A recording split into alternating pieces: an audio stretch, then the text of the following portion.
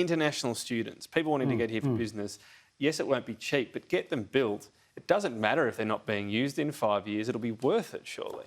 Well, for the short term, I guess, yeah. But I mean, the time was to do it a while ago. I mean, it is true the hotel system's working really, really well, but it's clearly got its limitations, and I think we're starting to see those.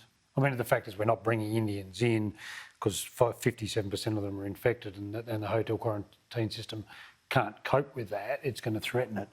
That in itself is self-explanatory, that you need perhaps some other more isolated facility where you have people in longer periods of quarantine. Childcare, so the government finally putting its plan on the table, a bit more money. Interesting that they don't actually trump Labor either in the lower and middle income earners unless you've got 3 kids concurrently in childcare, which is pretty rare because usually one would be at school by then.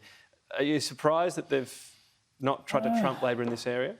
Not overly, and I suspect there may be more to come on childcare. Jane Hume, when she did an interview with my colleague Ron Misen a couple of weeks ago and said there's going to be a childcare thing coming, and she said, but not all of it will be in the budget. So I wouldn't...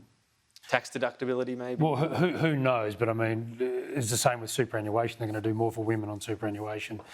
And we wrote last week that the budget will not be the final word on that either, because remember, the election's still a year away. Yeah. So they're not going to put everything in the budget, but this may be the end of it. It may be a down payment, but at the end of the day, they're doing something on childcare. It sort of blunts Labor in terms of their signature policy thus far. I don't understand why they don't start it earlier and get the cash into people's pockets, and it's sort of the lived experience. Well, again, versus it's a bit like the promises. Indian thing. I mean, they said this morning, actually, if we can do it before July 1 next year, we will. It'd make a lot more sense to start it at the start of the school year next year. So we'll just wait and see. But look, it's sort of for most people out there don't really understand the childcare system unless you're in it. You know, childcare box ticked, women's vote box ticked.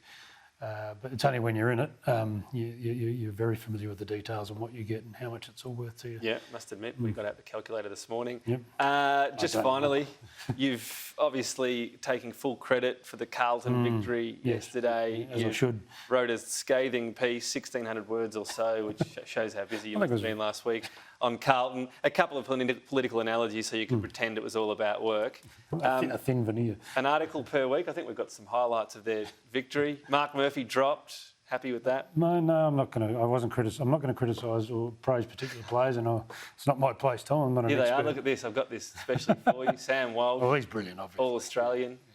Sure. Brownlow medal. This guy's good. Matthew Howies is very good. No, they're all good players. They're all good players. The team's up. They're all good. Yeah. Right. Okay. That's some statement from you. My lament was about the culture, not the. Have you ever put a membership in the microwave? No. No. Okay, that's good. It's like voting, mate. If you don't vote, can't complain. If you're not a member, you can't whinge. That's my view. All right, fair enough. Well, that's enough Carlton highlights for me for the year. Phil Coorey, thank you as ever.